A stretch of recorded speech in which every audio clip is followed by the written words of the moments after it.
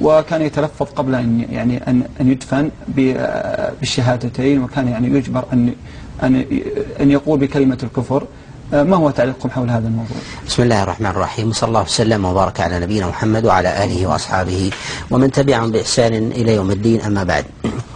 ذلك المقطع الذي انتشر وهو لشاب سوري ويدفن حيا وهو ينطق بالشهادتين مع شدة الإكراه له على أن ينطق بخلافها، هذا الحقيقة فيه إشارة إلى أمثلة ونماذج حية مما جاء في كتاب الله، وكذلك أيضا في سنة النبي عليه الصلاة والسلام، وذلك للثابتين الصابرين على الحق ولو كان ذلك في أواخر لحظاتهم أو بزاق أنفسهم.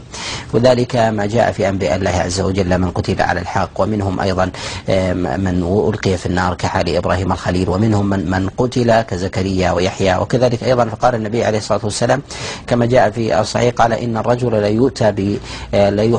لا يوضع في حفرة ثم يمشط بمشاط من حديد فيخلص إلى ما بين شحمه وعظمه وما يرد ذلك عن دين الله عز وجل من شيء. كذلك أيضا في قصة أصحاب الأخدود الذين دفنوا وهم أحياء ثم أحرقوا بعد ذلك.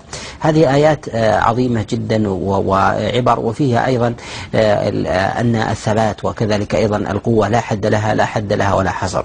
كذلك أيضا أن هذا الشاب هو الذي فيما يظهر أنه يعتني بتصوير المواقع والأحداث ونحو ذلك وبثها إلى الوسائل، أن الإيمان إذا وجد في قلب الإنسان أنه قد يكون مصورا، وقد يكون مثلا عاملا في أي مجال من مجالات الخير.